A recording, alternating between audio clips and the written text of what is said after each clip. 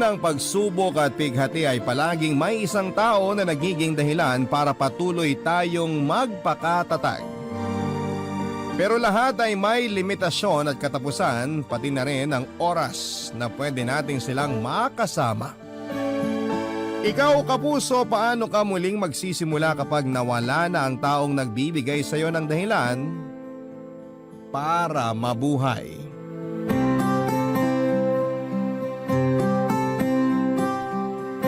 Dear Papa Dudut,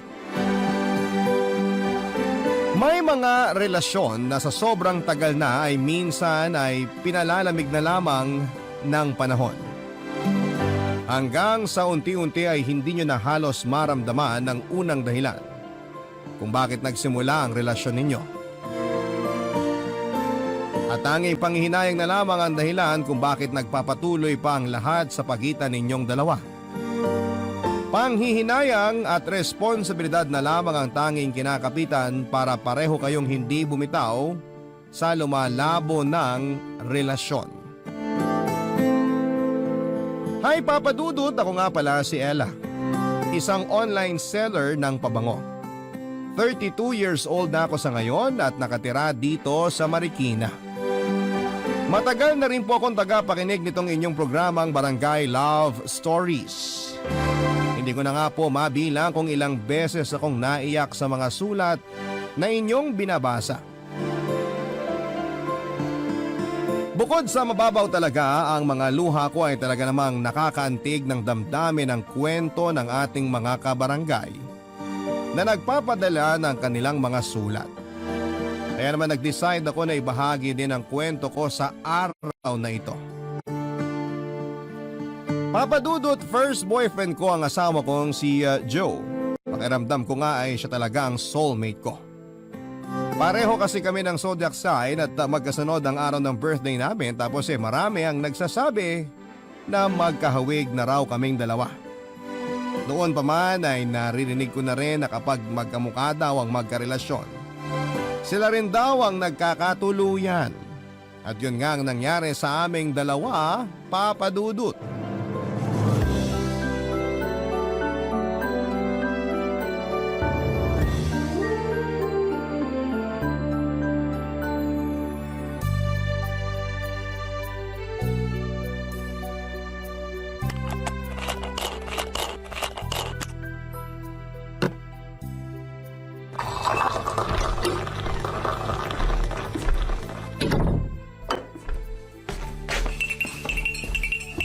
Mine, nagmerienda ka na ba?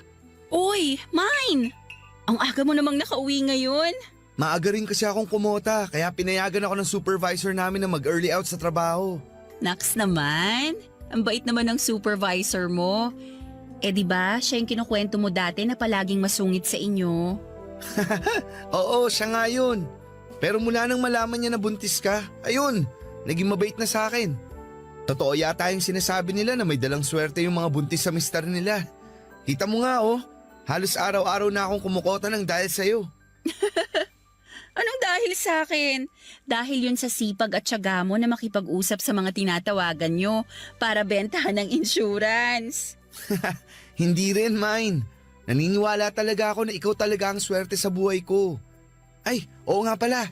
May pasalubong ako sa'yo. Ano yan, Mine? Eto yung nirequest mo sa akin nung isang araw.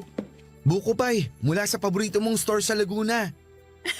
Hala, Mine, ang bilis mo namang nakabili nito. Akala ko sa isang linggo pa yung uwi ng katrabaho mo sa Laguna, kaya hindi mo ako kaagad madadalhan nito. Sabi mo kasi sa kanya ka magpapabili ng buko pie. Hindi ka rin kasi niya natiis. Nakwento ko kasi sa group chat namin ng mga katrabaho ko na gusto mo ng buko pie. Ayun, nagkanya-kanya na kaagad sila ng presenta kung sino sa kanila ang pupunta ng Laguna para bumili. Grabe, ang babait naman talaga nila.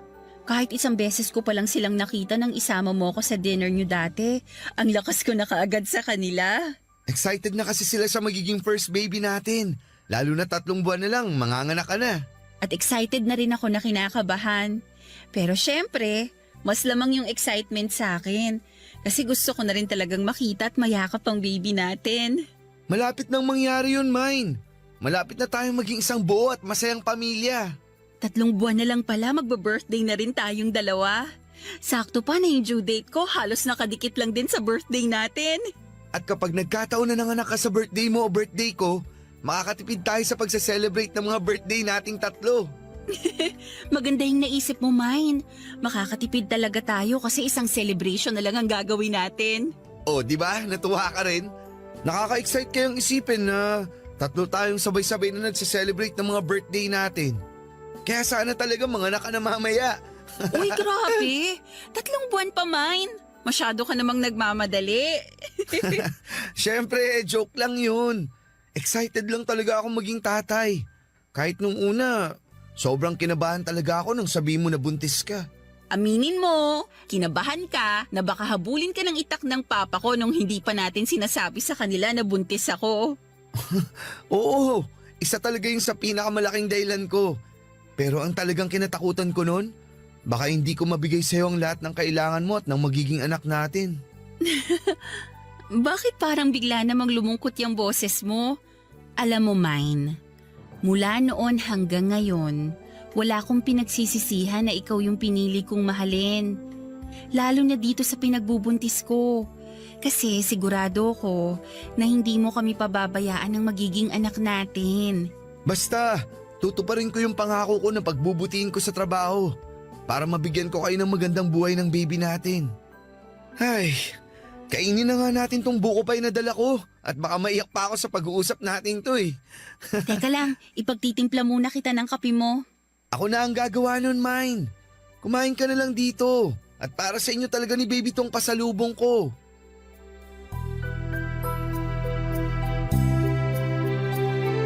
Papadudot, nasa second year college ako at third year naman si Joe nang mabuntis niya ako. Pero hindi siya nagdadalawang isip na panagutan ako noon dahil nasa tamang edad na rin kaming dalawa. Nagkasundo mga magulang naming pareho na ipakasal na kami sa isa't isa na hindi namin tinutulan pa.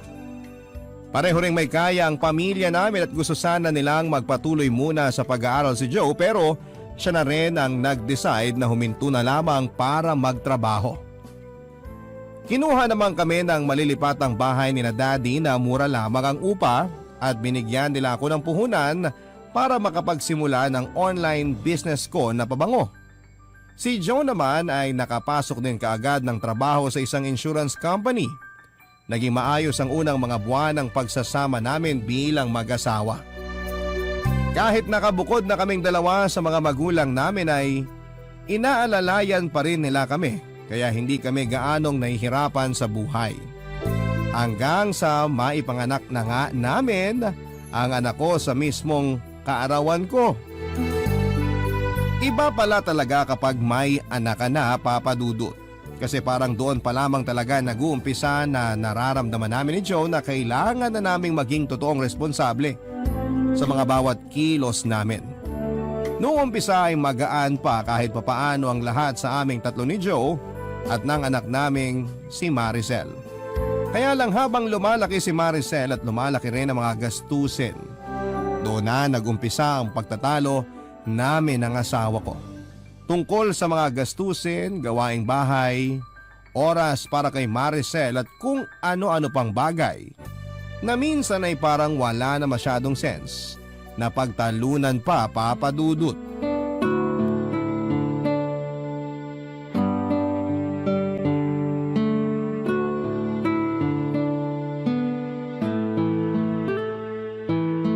Happy birthday ulit, Maricel! Thank you po, Mami! Happy birthday din po sa inyo, pati na rin po sa inyo ni Daddy! Sana nagustuhan mo ang regalo namin sa'yo ng mami mo. Sobrang nagustuhan ko po kasi favorite cartoon character ko talaga itong nakadrawing sa pajama na binigay niyo sa akin eh. Thank you po dito sa pajama na to, Daddy! Tapos may bago na naman po akong dodrawingan na sketch notebook na galing naman kay Mami! Alam ko kasi na hobby mo talaga na mag-drawing. Kaya yan kaagad ang naisipan kong ibigay sa'yo. Thank you po talaga sa inyo, Daddy! Sobrang saya ko po ngayong birthday celebration nating tatlo. Ang gaganda po ng mga regalo niyo sa akin, tapos ang sarap pa po ng mga niluto ni Mami. Siyempre naman, basta para sa baby ko, mas lalo kong sasarapan ng mga luto ko. Tsaka yun naman talaga ang gusto naming mangyari. Ang mag-enjoy ka sa special na araw na to, Maricel. I love you, Mommy. I love you, Daddy. Payakap nga po sa inyo. We love you, anak. Love you, anak. Oh, magpalit ka na muna ng damit mo, anak. At medyo pinagpawisan na tong suot mo. Medyo lumalalim na rin ang gabi kaya kailangan mo na ring magpahinga. Sige po, papasok po muna ako sa kwarto ko para makapagpalit po ako ng pantulog ko. Okay, sige anak. Mabuti naman na tumabot ka pa sa birthday celebration ng anak natin. Akala ko ba tapos na tayo sa topic na yan? Nagsorry na nga ako kanina, di ba? Hindi ko naman ginusto na medyo gabi nang uwi. Anong medyo gabihin? Alam mo ba kung anong oras ka na nakauwi dito sa bahay? Halos mag-aalas 9 na. Gusto ko na ngang mauna na kaming kumain ni Maricel kanina para hindi na siya mapuyat. Pero nakiusap lang siya na hintayin ka para sabay-sabay tayong hipan niyang kandila sa birthday cake na yan. Pero nagpaliwanag na nga ako kung bakit late na ako nakauwi. Masyadong mababa ang benta ng team namin kaya pare-pareho kaming kailangan na mag-overtime. Overtime! Wala na akong ibang narinig mula sa iyo kung hindi ang lecheng overtime mo. Ella, pwede bang wag mo akong simulan? Pagod ako sa trabaho O bakit? Ikaw lang ba ang pagod? Baka nakakalimutan mo na may negosyo rin akong inaasikaso kahit nandito lang ako sa bahay. At ako pa ang nagluto ng lahat ng pagkain nandyan sa lamesa na yan. Sinabi ko naman sa'yo na umorder na lang tayo ng mga pagkain, di ba? Tapos ngayon, isusumbat mo pa na napagod ka dahil sa pagluluto mo? Parang kasalanan ko pa na gusto kong makatipid tayo kaya nagluto na lang ako. Wow ha! Thank you sa pag-appreciate ng effort ko, Joe. Saka alam mo, dapat nga magpasalamat ka dahil kahit nakalimutan mong bumili ng regalo para sa anak natin, nagawang ko pa ng paraan. Wala ka na ngang oras para kay Maricel? Tapos pati ba naman pagbili ng regalo? Makakalimutan mo pa? Kailangan ba pati yan isusumbat mo pa sa akin? Alam mo naman na mula nang ma-promote ako sa trabaho, marami na akong bagay na nakakalimutang gawin. Pero huwag mo naman sanang kalimutan yung responsibilidad mo bilang asawa ko at tatay ng anak natin. Na-promote ka nga, pero hindi naman masyadong nadagdagan ng sinisweldo mo. Tapos parang halos kulang na lang, doon ka na sa opisina niyo tumira. Sa umpisa lang naman to kasi nag-a-adjust pa ako. Intindi mo naman sana yun. Mahigit kalahating taong ka ng supervisor. Hanggang kailan ba kami mag-a-adjust ni Maricel ng dahil lang sa promotion mo? Mommy, Daddy, nag-aaway po ba kayo? Maricel, kanina ka pa ba dyan? Mommy, bakit po kayo nagsisigawan? Galit po ba kayo na hinintay nating kumain si Daddy? Siyempre hindi. Masaya nga ako na sabay-sabay tayong nakapag-blow ng birthday candle na lagi nating ginagawa. Anak, hindi talaga kami nag-aaway ng mami mo. May pinagtatalunan lang kami pero maliit na bagay lang yun. O bakit pala hindi ka pa nagpapalit ng damit mo? Hindi ko po kasi makita yung paborito kong pantulog. O, sige, ako nang maghahanap nun. Halika, bumalik na tayo sa kwarto mo. Papadudot mula nga nang ma-promote sa trabaho si Joe ay nabawasan talaga ang oras niya para sa amin ni Maricel. Palagi siyang naka-overtime at nakikipag-unahan na makakota sa ibang supervisor sa opisina nila. Gusto niya kasing magpakitang gila sa ibang boss nila at ipakita na deserve niya ang promotion na natatanggap niya. Ayun nga lang, kami naman ni Maricel ang naapektuhan ng dahil doon. Dahil maraming bagay na siyang nakakalimutan na tungkol sa aming dalawa. Hindi na rin namin siya nakakasabay kumain ng hapunan. At hindi na kami nakapamamasyal na magkasamang tatlo.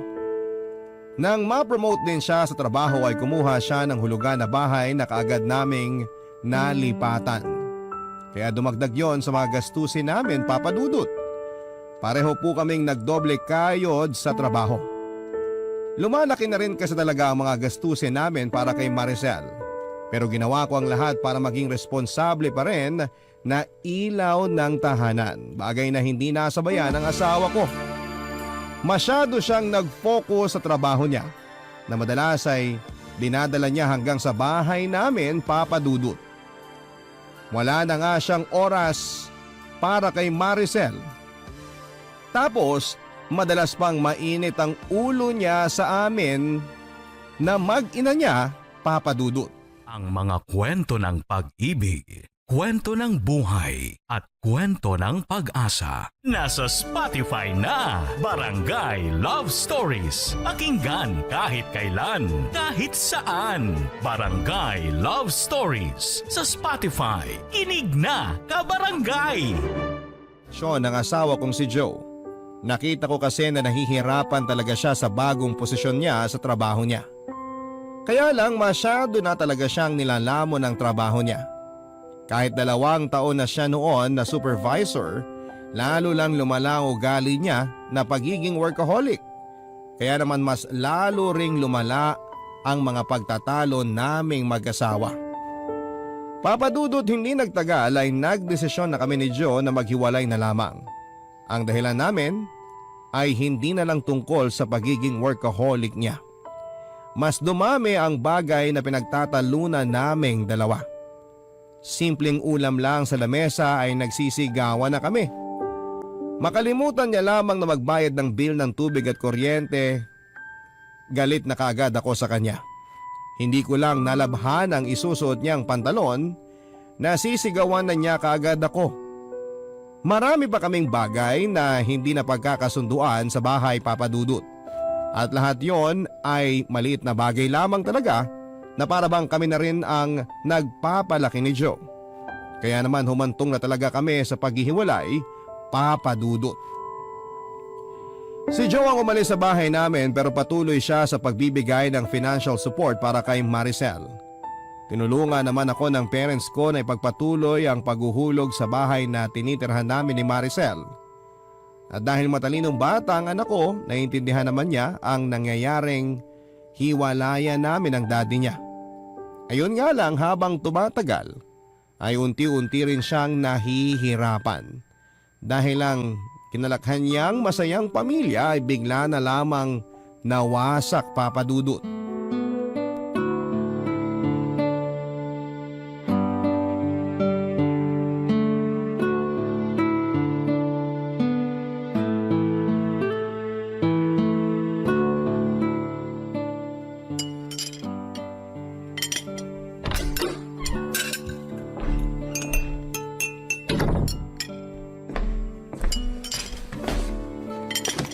Hi po, Mami! Anak, nakauwi ka na pala.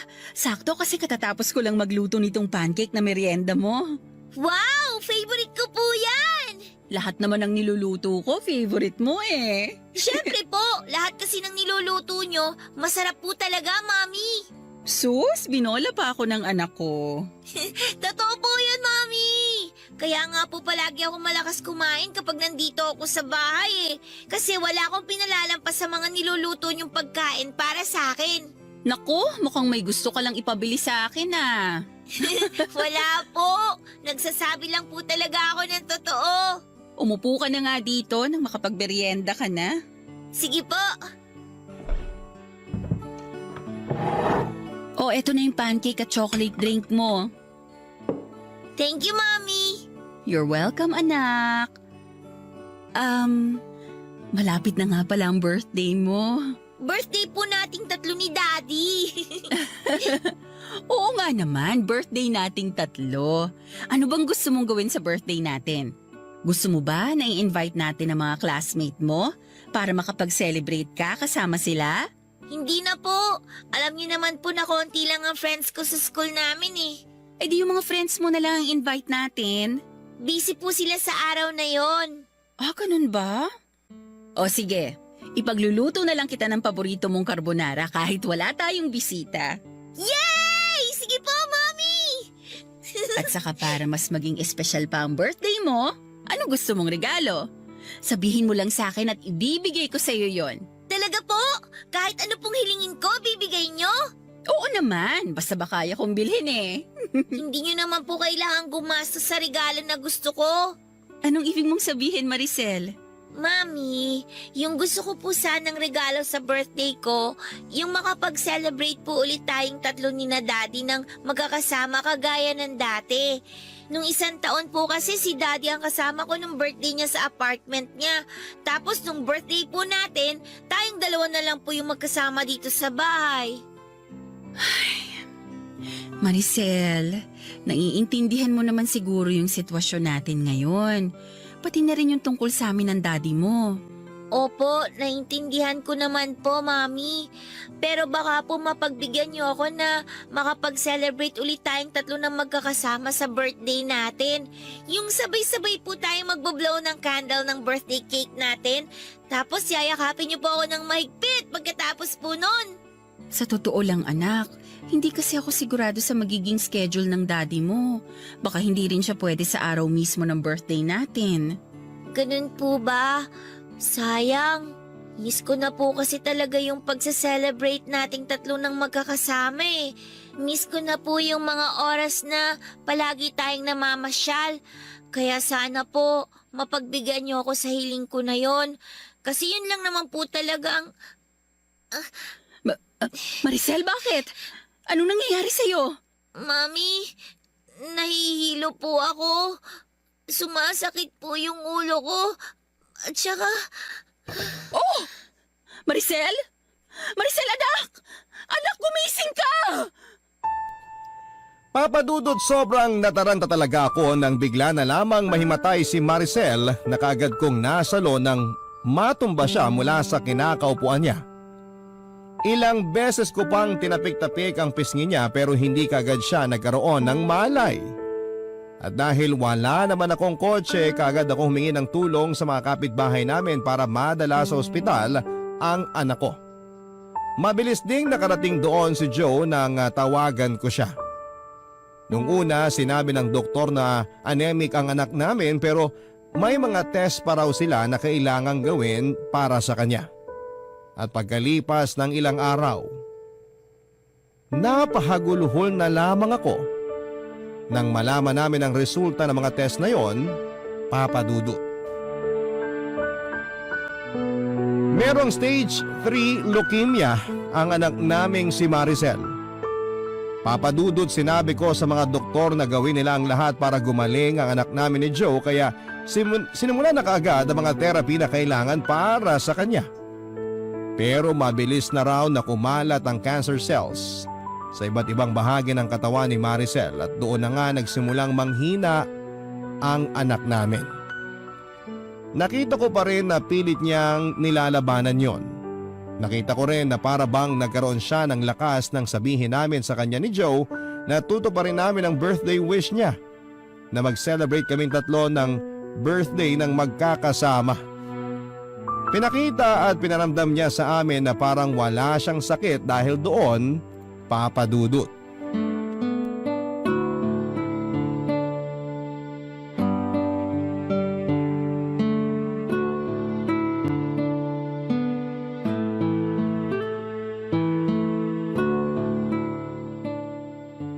Oh Maricel, ready ka na bang hipa natin ng daddy mo ang candle dito sa birthday cake natin? Opo, Mami. Kanina pa po ako ready at excited na i-blow natin tong candle. Oh, ready na pala ang anak natin. Kaya hipan na natin to. Sige, 1, 2, 3! Happy birthday, Maricel! anak! Yay! Happy birthday din po, Mami, Daddy! Thank you po sa pagtupad ng birthday wish ko. Sobrang saya ko po na magkakasama ulit tayong tatlo ngayon. Siyempre, hindi namin pwedeng hindi to pa rin ang birthday wish ng nag-iisa naming baby. Daddy, hindi na po ako baby. 11 years old na po ako. Ah, big girl na pala tong baby namin. Sige nga, subukan ko nga kung big girl ka na talaga. Ha? Sinong big girl, ha? Ano, big girl ka na talaga? Ha? Alisin na po yung kamay niyo sa tagiliran ko. Eh sabi mo, big girl ka na eh. Dapat hindi ka na nakikilit eh. Daddy naman eh. Joe, tama na yan. Baka masyadong mapagod ang anak natin. Eto na, bibitawan ko na siya. Si Daddy talaga. Palagi na lang ako kinikiliti kapag sinasabi kong big girl na ako. Doon kasi natin malalaman kung talagang hindi ka na baby. Maricel, islice mo na tong cake mo para makakain ka na rin. Mami, pwede po bang bukas na lang ako kumain ng cake? Ang sarap po kasi ng niluto niyong carbonara eh. Kaya naparami po yung kain ko kanina. Nabusog po tuloy kaagad ako. Sige, ayos lang anak. Itatabi ko na lang muna sa ref natin tong cake mo. Thank you po. Gusto ko na rin po magpahinga kasi medyo po inaantok na rin po ako. Okay, halika. Sasamahan na kita sa kwarto mo. Kaya ko na po ang sarili ko, Mami. Maiwan ko na po kayo dito ni Daddy. Thank you po ulit sa masayang birthday celebration ngayon, ah. Happy birthday po ulit sa inyo, Daddy. Happy birthday din sa'yo, anak. Papasok na po muna ako sa kwarto.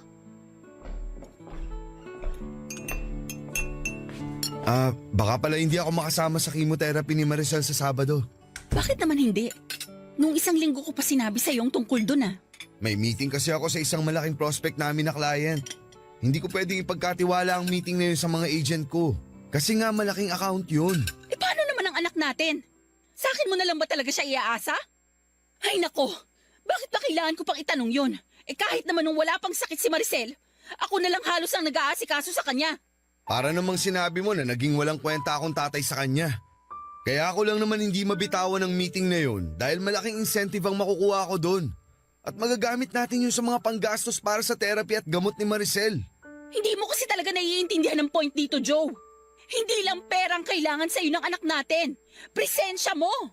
Presensya mo bilang tatay niya. Eto na naman tayo, Ella. Ako na naman ang masama at ikaw na naman ang dakilang ina. Kasi hindi mo iniintindi kung anong sinasabi ko sa'yo. Mami? Daddy? Nag-aaway na naman po ba kayo? Maricel, anak, hindi kami nag-aaway ng daddy mo. Tama ang mami mo. Nag-uusap lang kami. Bakit po ba palagi na lang kayong nag-aaway? Dapat po ba hindi ko na lang hiniling na magkasama-sama tayo ngayong birthday natin? Gusto ko lang naman po ng masayang birthday celebration.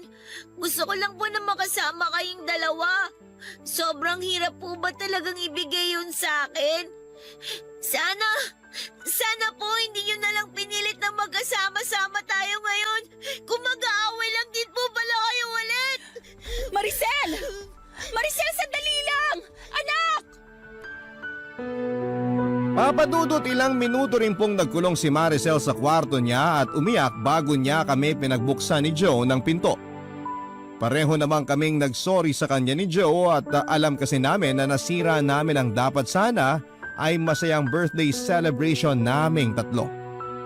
Nangako kami sa kanya na mamamasyal kami kinabukasan at hindi na muli pang mag-aaway. At dahil talagang mabait na bata si Maricel ay tinanggap naman niya ang sorry namin basta raw tutuparin namin ang pangako naming pamamasyal kinabukasan. Hindi ko na rin talaga maintindihan kung bakit gano'n na lamang kadali para sa amin ni Joe ang mag-away at magsigawan, Papa Dudut. Magsisimula sa simpleng pagkatalo na mauuwi sa walang katapusan na sumbatan. Para bang hindi na kami pwedeng magsama ng matagal sa iisang lugar nang hindi kami nagsisigawan. Kahit may usapan kami ng araw na yon na iwasan namin magtalo, ay nauwi pa rin sa sumbatan ang lahat sa aming dalawa. Mali yata talaga na kami ay magkasamang dalawa. Kabarangay, i-share mo ang iyong barangay love stories. Sabay-sabay nating pakinggan ang iyong kwento ng pag-ibig, buhay at pag-asa. Ipadala lang sa barangaylovestories@yahoo.com. Papadudot na tuloy ang pamamasyal naming tatlo nila Joe at Maricel at ng araw na yon ay tinupad namin ni Joe ang pangako namin na hindi kami mag-aaway. Hindi na lamang kami masyadong nagkikibuan para maiwasan namin na magtalo pa kami. Dahil ultimo sa kung saan kami kakain at mamamasyal ay muntik pa naming pag-awayan. Kung hindi pa nga nagsuggest si Maricel ng mga gusto niyang puntahan ay hindi kami hihinto ni Joe sa nag-uumpisa na naming pagtatalo. Pero sa buong araw na magkasama kami ay nakita ko na nag-enjoy si Maricel at kung gaano siya kasaya. Naramdaman ko na sobrang na-miss niya talaga ang makapamasyal kaming tatlo sa mga paborito niyang lugar at kainan. Papadudot na tuloy ang mga therapy ni Maricel at nakita ko kung paano siya naging matapang na labanan ng sakit na meron siya. Kahit gaano siya nasasaktan sa mga tinuturok sa kanyang gamot ay pinipigilan niya ang sarili niya na maiyak. Palagi rin siyang nakangiti kahit na nanghihina siya pagkatapos ng therapy. At yung pagiging matatag at matapang ng anak ko ay sinasabayan ko ng araw-araw na pagdarasal sa Poong May Kapal na sana ay malampasan namin ang napakalaking pagsubok na yon.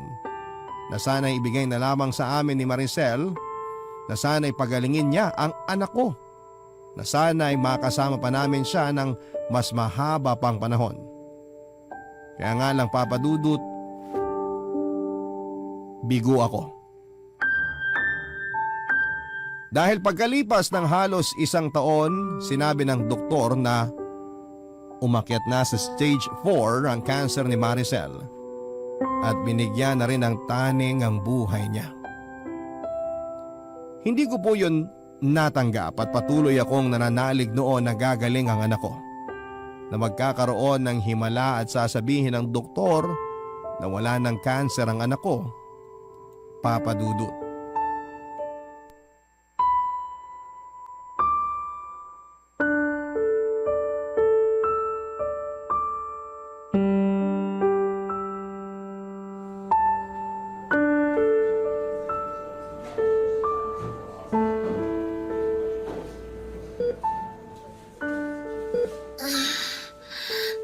Mami, Anak, kising ka na pala. Kumusta na ang pakiramdam mo? bukod po sa medyo masakit yung katawan ko, maayos naman po ako, Mami. Gusto mo bang kumain na? May dala ako dito na paborito mong carbonara. Pwede ka naman daw kumain ito basta konti lang. Busog pa po ako. May prutas din dito. Baka gusto mo ng apple o kaya orange. Hindi po talaga ako nagugutom. Maricel, hindi ka pa kasi kumakain mula kagabi. Ipagbabalat na lang kita ng apple kasi gusto mong kainin to ng walang balat, di ba? Mami, sandali lang po. Bakit anak? Pwede po bang dito na lang po muna kayo sa tabi ko? Gusto ko po kasing maramdaman na hawak niyo yung kamay ko. Oo naman. Eto hahawakan ko ng mahigpit ang kamay mo. Mami, alam niyo po, ang swerte ko kasi binigyan po ako ni Lord ng isang napakaganda at saka napakabait na mami na kagaya niyo. Manang-mana ka talaga sa daddy mo.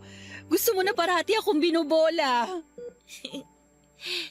Hindi naman po pambobola yun. Totoo po yung sinasabi ko. Kaya nga po kung makikita ko si Lord sa heaven, paulit-ulit ko pong hihilingin sa Kanya na sana po, kayo po ulit ni Daddy ang maging parents ko. Ano ba yung sinasabi mo, Maricel? Hindi mo pa makikita si Lord kasi matagal pa tayong magkakasama-sama ng daddy mo. Mami, may hiling po sana ako sa inyo. Ano yun? Ibibigay ko kahit ano pa yan. Basta para sa pinakamamahal kong anak. Mami, alam ko pong mahirap pero sana po kapag nawala ako, wag po kayong masyadong iiyak ha. Bakit mo pa sinasabi yan? Alam mo naman na hindi yan mangyayari, di ba? Gagaling ka, Maricel. Mabait kang bata. Malakas ka. Kaya mawawala rin yung sakit mo. Yun ang isipin mo, okay? Gumaling man po ako o hindi, gusto ko po na palagi kayong nakangiti. Pwede niyo po bang gawin yun para sa akin? Siyempre naman. Gagawin ko yun. Para sa'yo. Sa tuwing ngingiti tong mga labi ko, ibig sabihin nun, ikaw ang nasa isip ko, anak. Kaya magpalakas ka palalo, ha? Para palaging ngumiti si Mami. Maricel, 2 buwan na lang. Birthday na natin. Magsi-celebrate pa tayo, di ba? Tayong 3 ng daddy mo. Sa bahay natin. At promise, gagawin naming pinakamasayang birthday celebration natin to. Okay lang naman po kahit hindi na tayo mag-celebrate. Ang mahalaga lang naman po sa akin, yung magkakasama tayo ni Daddy. Mami, sorry po kung nagagalit ako sa inyo ni Daddy kapag nag-aaway kayo ha. Sorry po kung naging pasaway akong anak sa inyo. Hindi mo kailangan na mag-sorry dahil kahit kailan, hindi ka naging pasaway at naging napakabait mong anak sa amin ng daddy mo. Kayo rin po ni Daddy, naging napakabait niyo po sa akin. Kaya paulit-ulit po akong nagpapasalamat na kayong binigay ni Lord sa akin. Mami, gusto ko na po muna ulit matulog. O sige, ayos na ba yung pagkakahiga mo? Opo. Okay, lalabas lang muna ako ha. Kukuha lang ako ng kape ko. Pero babalik din kaagad si Mami. Magpahinga ka lang dyan, Maricel, ha? Babalik ka agad ako. Sige po, Mami.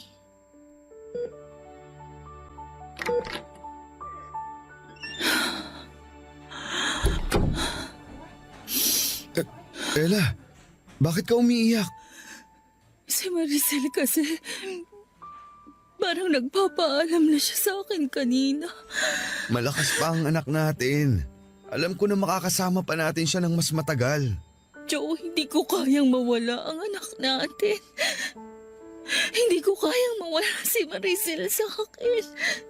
Hindi ko kaya. Hindi ko kaya. Magpakatatag ka lang, Ella. Kailangan natin kayanin to, lalo na ngayon. Hindi tayo pwedeng makita ni Maricel na pinanghihinaan ng loob. Kailangan niya tayong dalawa ngayon. Kaya please, alam ko na may hirap pero kailangan nating katagan ng loob natin para kay Maricel. Papa Dudut, pakiramdam ko noon ay pinaparusahan kami ni Joe ng puong may kapal dahil pareho kaming hindi naging mabuting asawa sa isa't isa. Hindi namin natupad ang pangakong binitawan namin sa altar, Papa Dudut. At hindi namin nagampanan ng maayos ang tungkulin namin bilang isang magulang kay Maricel. Kaya bilang kaparusahan ay tinakda niya na kunin ang maagang anak namin. Alam ko na mali ang bagay na tumatakbo noon sa isipan ko pero hindi ko yon mapigilan talaga. Ang naisip ko rin noon, Papa Dudut, ay bakit naman kailangan na si Maricel pa ang makaranas ng ganong sakit? Bakit kailangan na siyang magkaroon ng malubhang karamdaman at bakit hindi na lamang ako? Kasi handa naman akong akuin ang lahat. Huwag lamang masaktan ang anak namin ni Joe. Mas mababawasan siguro ang kirot na nararamdaman ko noon kung sakaling hindi ko nakikitang naghihirap ang anak ko. Kaya nga lang, Papa Dudut, hindi sa akin ibinigay ang sakit na yon. Hindi ako yung tinaningan ng doktor na mawawala na sa mundong ito. Hanggang sa dumating nga ang oras na kinakatakutan ko. Ang pagpanaw ni Maricel isang buwan bago ang aming birthday. Sobrang sakit noon kasi umasa pa ako na muli kaming magkakasama-sama sa araw ng birthday namin. Nangako ko sa kanya ng isang napakasayang birthday celebration. Magluluto ako ng paborito niyang pagkain, bibigyan ko siya ng maraming regalo at hihipa namin ng sabay ang kandila sa paborito niyang birthday cake. Isang pangako yon na tinupad ko pa rin kahit ako na lamang mag-isa sa bahay, Papa Dudut.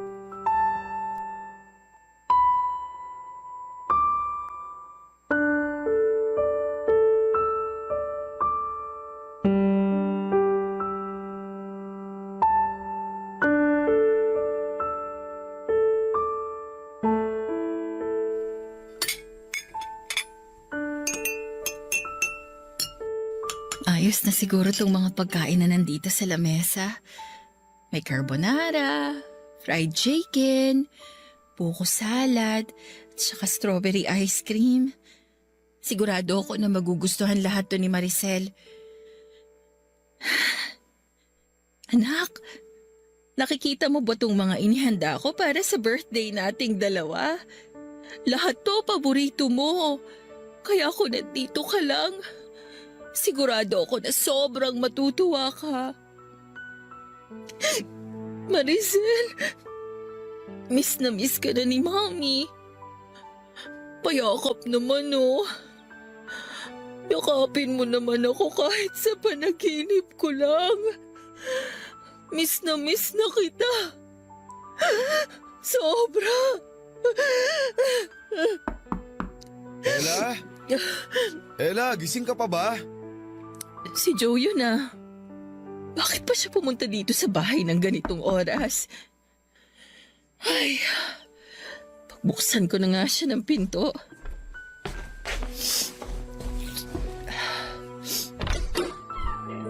Happy birthday! Anong ginagawa mo dito? Pinuntahan kita kasi birthday mo ngayon at birthday ko kahapon. Joe, hindi mo na kailangan gawin to.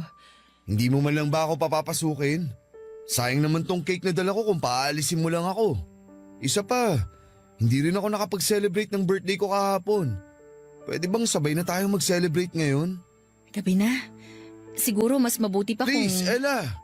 Gusto ko lang mag-celebrate ng birthday kasama ka. Kagaya ng ginagawa natin nung nandito pa si Maricel.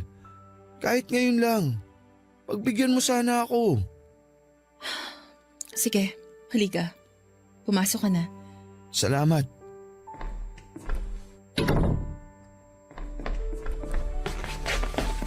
Oh, naganda ka rin pala dito ng mga pagkain. Ikaw ba ang nagluto ng mga to? Oo. Paborito lahat to ni Maricel. Lalo na tong creamy carbonara mo. Sigurado ako na kung nandito lang siya, mabubusog na naman kaagad yun. Ay, eto nga pala yung cake. Ilalabas ko na sa kawan para maisama dito sa mga inihanda mong pagkain. Sige, salamat. Ayan. Ayos! Kompleto na tong handa para sa birthday celebration nating tatlo ni Maricel. Teka lang, parang may kulang pa pala. Anong ginagawa mo? Sisindihan ko tong kandila dito sa cake natin. Hindi mo naman na kailangan gawin yan, Joe. Hindi kompleto ang birthday celebration na to kung hindi natin sabay hihipan ng kandila na nandito sa ibabaw ng cake. Pero wala na nga si Maricel. Hindi mo ba talaga yun naiintindihan? Wala nang dahilan. Para sindihan mo pa yung kandila na yan dahil wala na rin ang anak ko para hipan yan, Joe. Anak natin, Ella. Pareho nating anak si Maricel. Kaya pareho tayong nawalan dito. Huwag mo naman sanang sarilinin ng sakit. Ako naman kasi talaga yung may kasalanan. Dapat nung una pa lang, napansin ko na kaagad yung pagiging matamlay at sakitin niya. Naakala ko normal lang para sa edad niya. Dapat, nakita ko kaagad yung mga pasa sa katawan niya. Dapat hindi ko siya pinabayaan. At kung ginawa ko lang yung tungkulin ko bilang nanay niya, siguro hindi siya nawala sa atin. Kaya kasalanan ko to, Joe.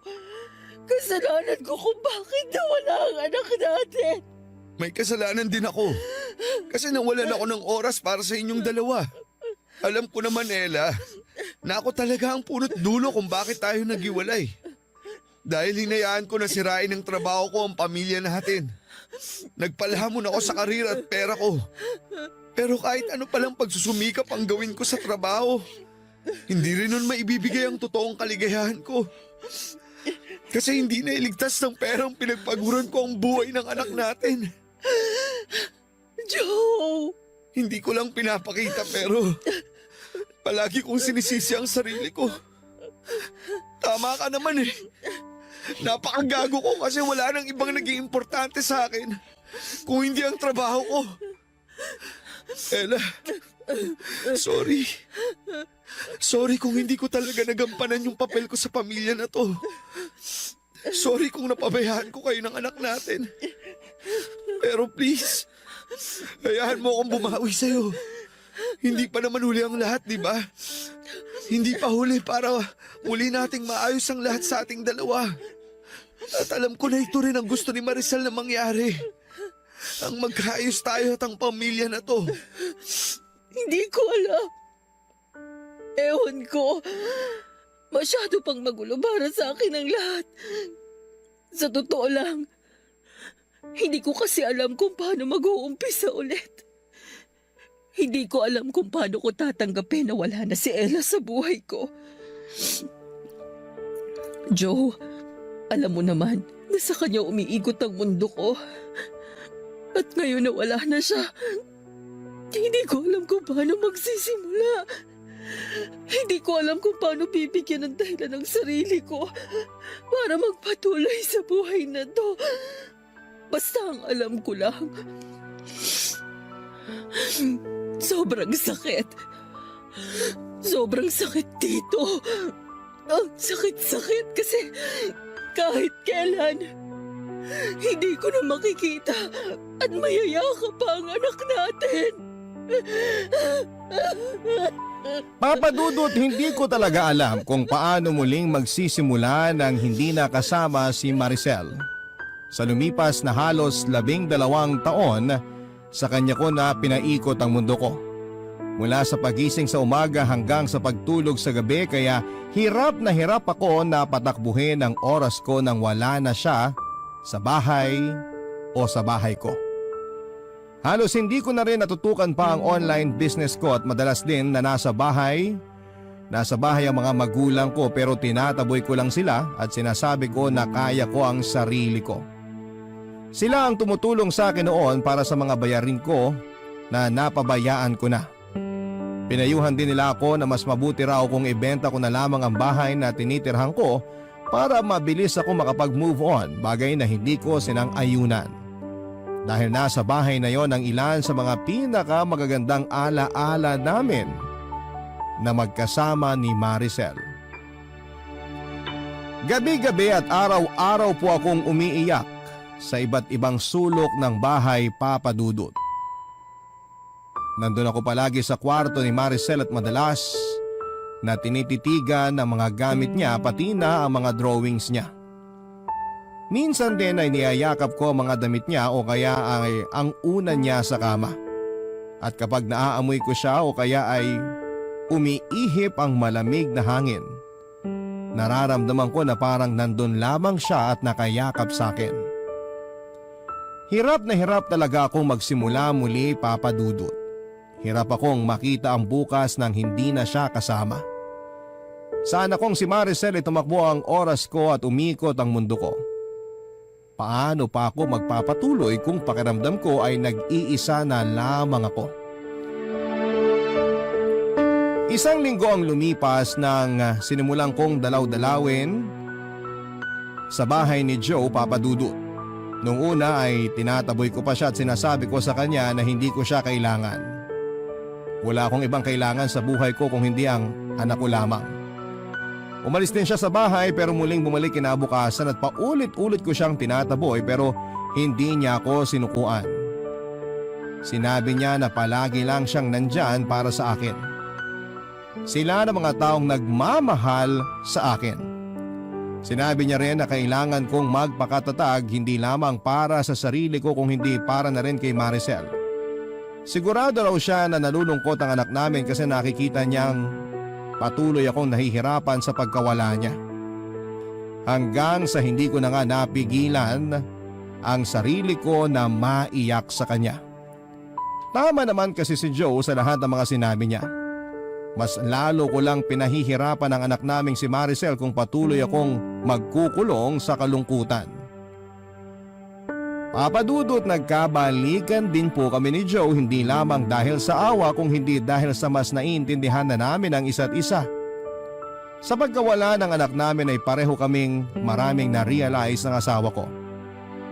Ang relasyon ay hindi natatapos sa pagtupad ng isang obligasyon, kung hindi sa pagpapakita at pagpaparamdam ng walang katapusang pagmamahal sa gitna ng mga pagsubok na dumarating sa ating buhay. Maraming salamat po sa pagpili at pagbabasa ng sulat ko, Papa Dudut, at sa mga kagaya ko na minsang nawala ng minamahal sa buhay. Piliin nating maging matatag. Totoong madali itong sabihin at mahirap gawin. Pero palagi na lang nating isipin na para makausad tayo mula sa kalungkutan ay kailangan natin ng isang may mga tao pa rin na natitira para magbigay sa atin ng lakas at magparamdam ng kanilang pagmamahal. Ang inyong forever kapuso at kabarangay, Ella. Barangay Love Stories.